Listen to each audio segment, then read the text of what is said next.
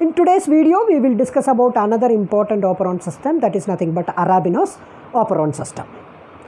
In previous classes, we have already discussed what is an operon, what is the classification of the operon, what are all the different types of operons, all those things we have discussed.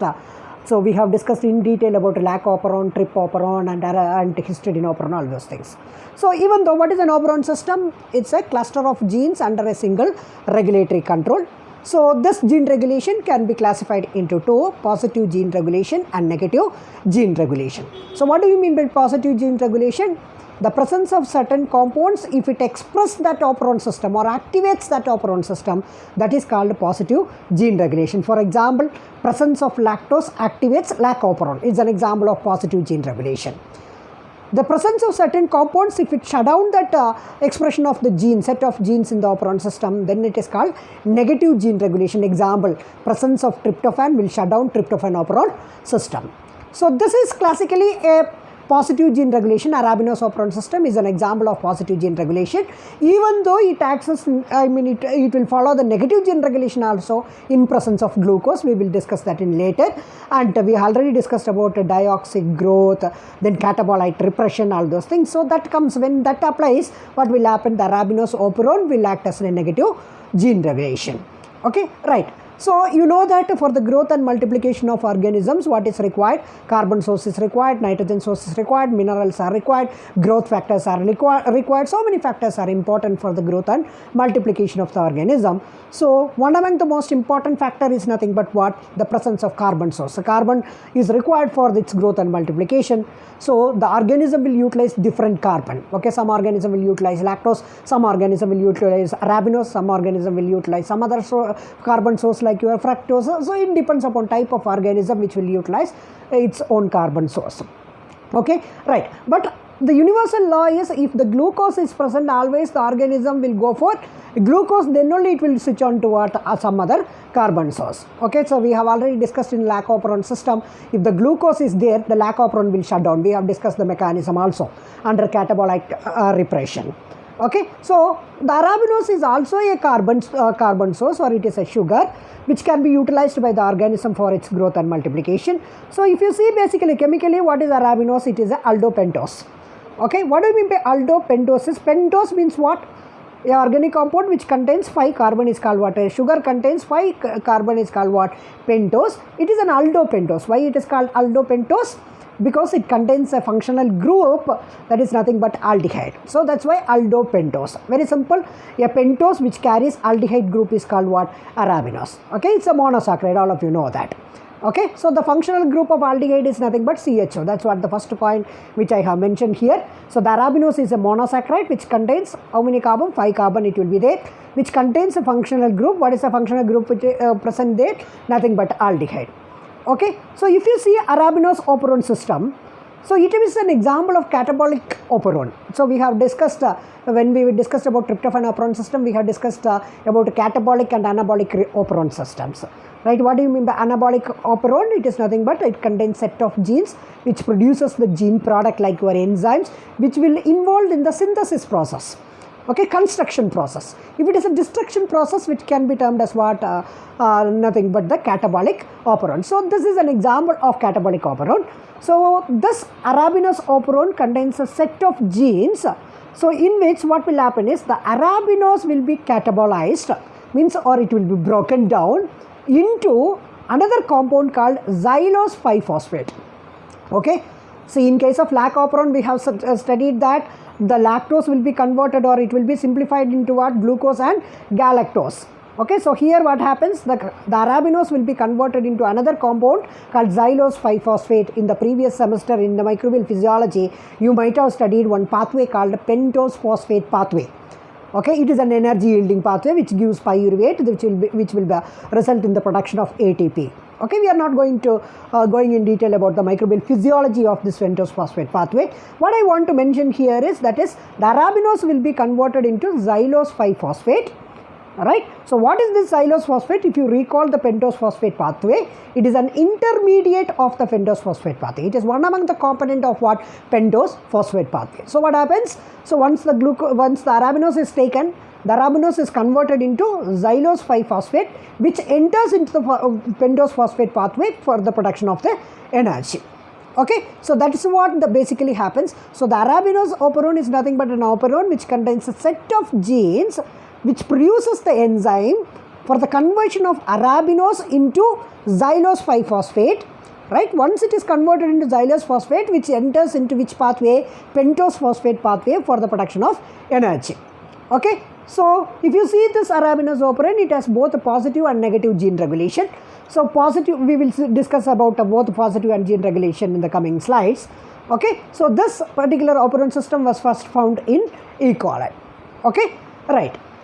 So I told you that this Arabinose will be converted into xylose 5-phosphate, which is an intermediate of what? A pentose phosphate pathway, which will enter into pentose phosphate pathway.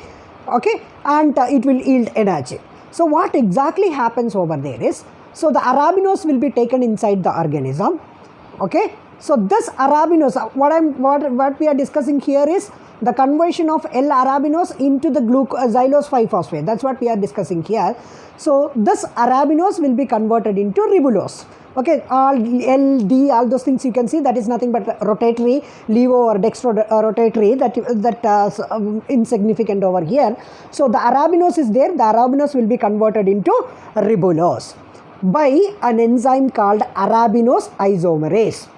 Okay, so what is the significance of isomerase enzyme? When the isomerase enzyme will come?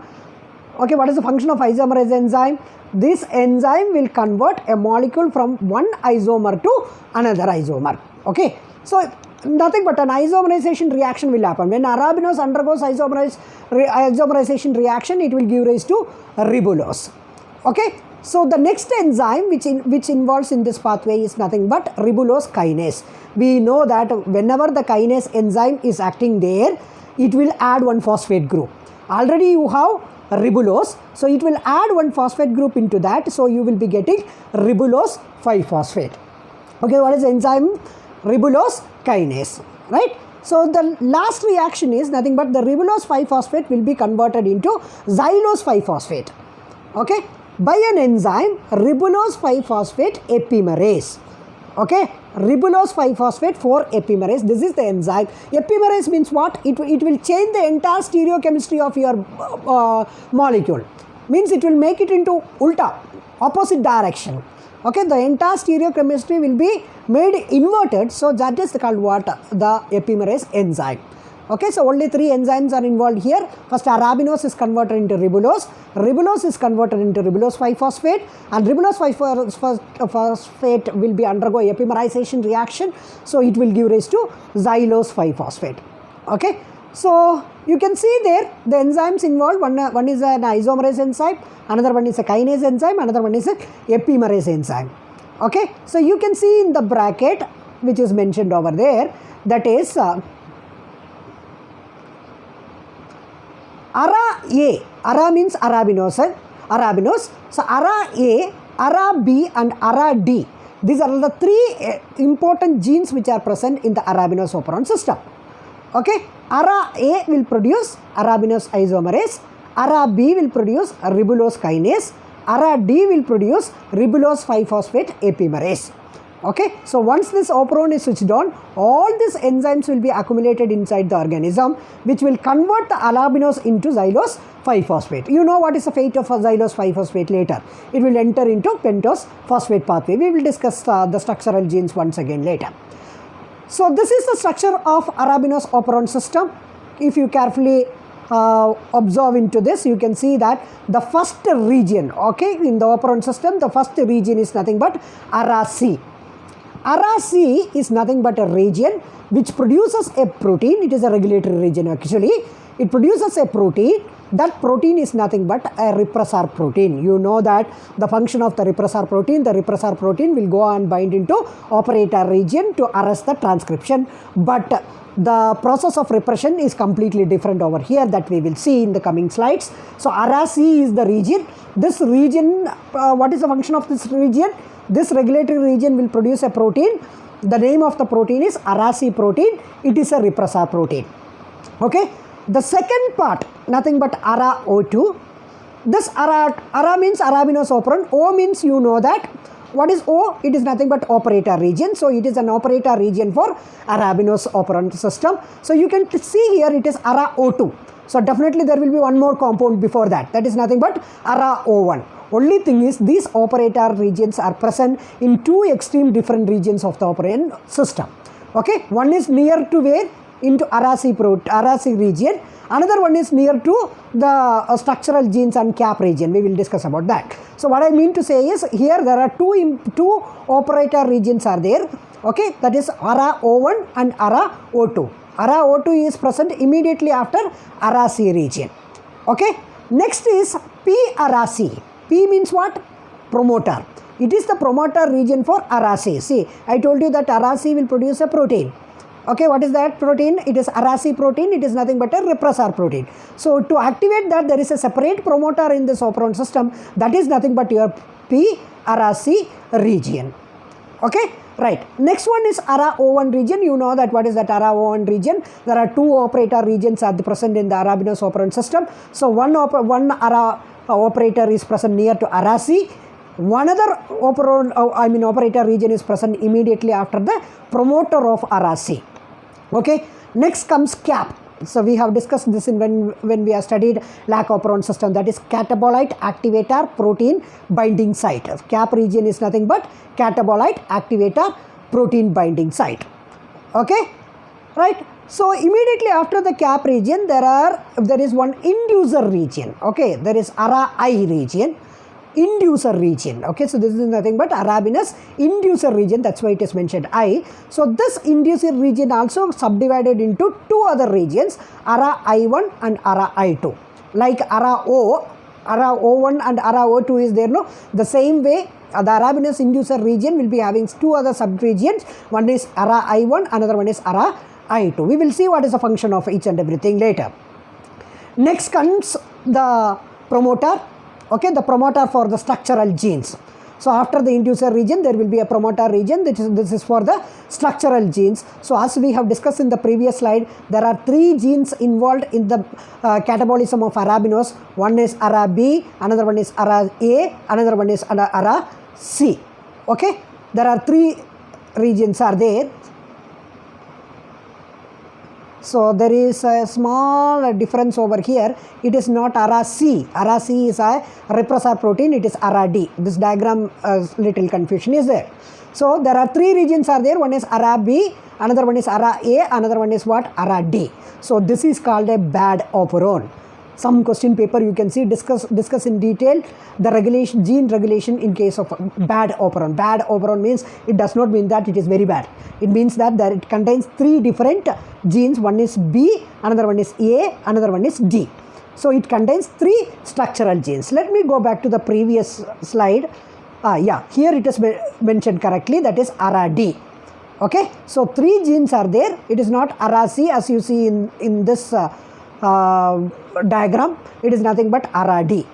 Okay, so I will discuss once again about the various components present in the Arabinose operon. The first one is Ara C, which produces the repressor protein. The next one is it contains two operator region, Ara O1 and Ara O2. So immediately after Ara O2, you will be having the promoter for Ara C, means it regulates the expression of what? Ara C.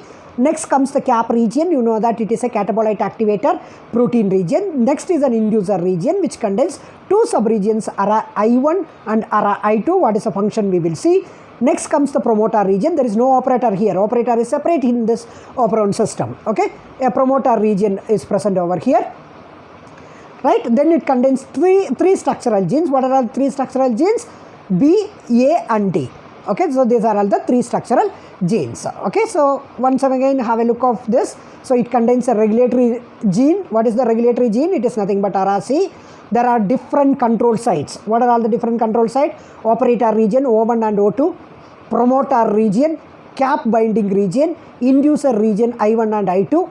Then again it contains the promoter and it contains three structural genes. Okay, so once it is transcribed, you will be getting the different enzyme, kinase enzyme, which will add phosphate group, isomerase enzyme, which will convert the, it will isomerize the component, and epimerase, it will completely change the stereochemistry of your molecular component. So, okay, so you see here, so arabinose will be converted into ribulose by isomerase, right? Ribulose will be converted into ribulose 5-phosphate by kinase, and ribulose 5-phosphate will be converted into xylose 5-phosphate by epimerase.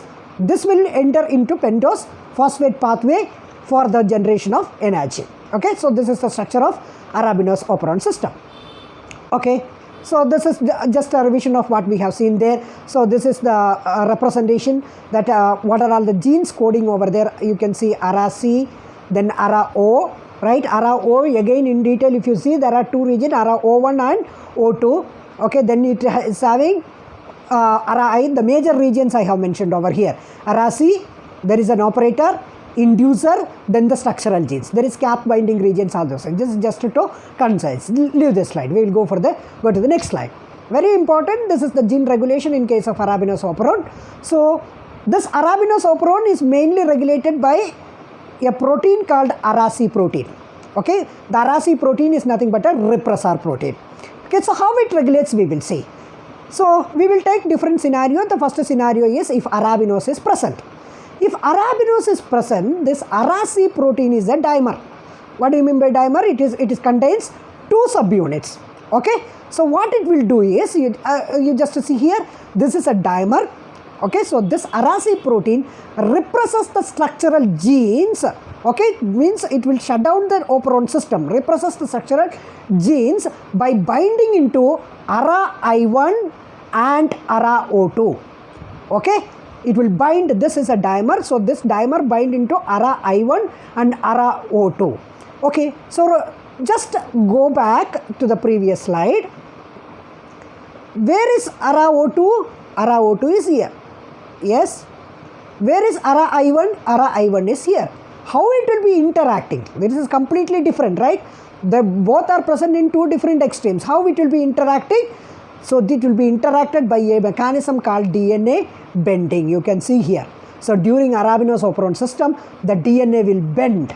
You can see here, the DNA is bending, right? So because of this bending, what will happen? This ARA-O2 will position itself just opposite to ARA-I1. Okay? It will position itself just opposite to ARA-I1, and this two will be connected by ARA-C. I told you that this ARA-C protein, if it is present, it will bind into ARA-O2 and ARA-I1. So if it is binding into ARA-O2 and ARA-I1, what will happen? How it will be interacting between these two regulatory regions? By a process called DNA bending. Okay, so DNA is in a looped condition now, right? In this particular looped condition, the RNA polymerase cannot bind into the promoter region. Okay, so this DNA loop prevents the RNA polymerase from binding into the promoter of the structural gene. So if the RNA polymerase is not binding into the promoter region, what is the obvious result? It will suppress what? The transcription of the BAD, that is Arabad operon, or the structural genes will not be transcribed. Very simple. Mechanism is little complex if you see in the experimental wise, but the concept is very simple. Once the ARA-C protein is produced, so in the absence of arabinose, what will happen? The ARA-C is a dimer, so the ARA-C will interact with the ARA-O2 and ARA-I1. How it will interact? By a DNA looping process. In this particular looped condition, this RNA polymerase cannot bind into which region? Into the promoter region of the structural genes. Okay, so if it is not binding, RNA polymerase is not binding, what will happen? It will stop the transcription process, and there will not be any expression of all the enzymes which are required for the transformation of arabinose into xylose 5-phosphate. Okay, yes. So the next case, if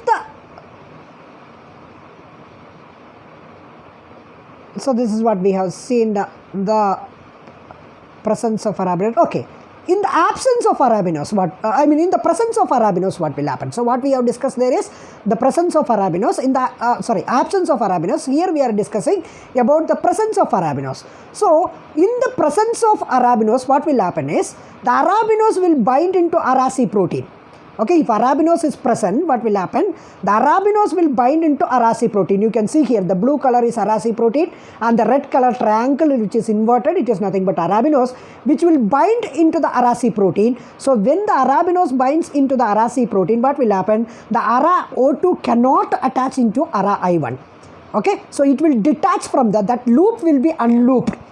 Okay, it was in a looped condition. When Arabinose is present in the media, there will be an unlooping process. That is, Ara O2 cannot bind into Ara I1 through Araci. So that unlooping will happen. So instead of that, the dimer will bind into Ara I1 and Ara I2. Okay, it will bind into Ara I1 and Ara I2. So in this particular condition, the DNA is in a linear form.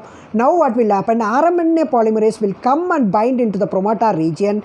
It will transcribe the genes of Arabinose operon, that is Ara A, Ara B, Ara A and Ara D, and it will synthesize all the enzyme which is required for the conversion of or for the catabolism of Arabinose. Okay. So the process is very simple. There is this looping process happens. Here it is unlooping. When the Arabinose is absent, the Araci protein will bind into Ara O2 region and Ara I1 region by a process called DNA looping. So if you supply Arabinose, what will happen? The Arabinose will go and bind into Araci protein. So the Araci protein's conformation is changed. When the conformation is changed, what will happen? The Ara O2 is released from the complex and the DNA will be unlooped and it will be in linear form. And this Arabinose along with the Araci protein will bind into the inducer region, that is I1 and I2. Okay, so in this particular conformation, it will allow the loading of RNA polymerase into the promoter region, and because of that, what will happen? The transcription will happen. Okay, so we have discussed about Ara O2. It is a Ara C, Ara O2, Ara O1, Ara I1, all those things. There is one more region which is here, that is cap region. We have discussed enough about cap region when we had discussed about lac operon system. Okay, please recall what will happen and what is the function of the cap region. There will be a combination of CAP-CAMP formation. Okay, you know that when CAMP will be formed, even though I will discuss once again. So CAP-CAMP complex, once it is formed, it also enhances the transcription process. Not only this Araci protein binds into Ara I1 and Ara I2, the binding of the CAP-CAMP complex into the cap region also will activate the transcription process. Okay, yes. So what is when the CAP-CAMP will act, right? So when it will act, we have studied an important concept called dioxic growth. What do you mean by dioxic growth? The ability of the organism to utilize the simple sugar first, then switch on to the complex sugar is called what? Dioxic growth. Please refer lac operon in detail. So we have discussed in detail about dioxic growth over there. Okay. So please recall. So whenever glucose is more, the CAMP level is less. Okay. So if the CAMP level is less, CAP-CAMP cannot bind. Catabolite activator protein which is present in the organism cannot bind into CAMP. Therefore, it will not bind into the cap region. If it is not binding into the cap region, it reduces the transcription efficiency of the operon system. Okay, you just imagine another scenario. That is nothing but the presence of glucose. In the absence of the glucose, what will be more? Cyclic adenosine monophosphate, CAMP will be more. Already the organism contains what? Catabolite activator protein or CAP.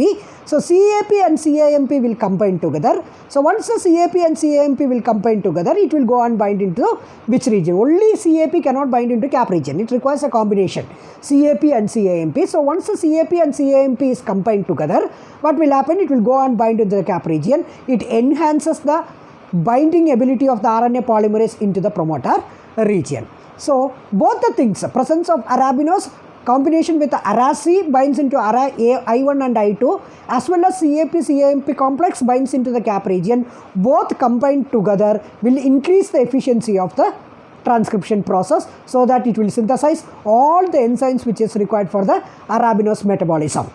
Okay, so this is I just put refers lac operon because we have discussed in detail about what is dioxic growth, what is dioxic growth curve, how exactly the catabolite repression will happen in detail with diagram, all those things you please refer there. Okay, so once the transcription starts, what will happen? It will synthesize all the enzymes which are required for the conversion of the arabinose into xylose 5-phosphate. In this way, that is, arabinose will be converted into ribulose by isomerase. It will be added with one phosphate group by the ribulose kinase enzyme. The stereochemistry of the molecule ribulose will be completely inverted, and you will be getting what? Xylose 5-phosphate by the epimerase enzyme. So this will enter into which pathway? Pentose phosphate pathway for the production of the energy. So this is how the regulation of the arabinose operon happens, both positively and negatively. So how it is a positive regulation? Presence of arabinose will activate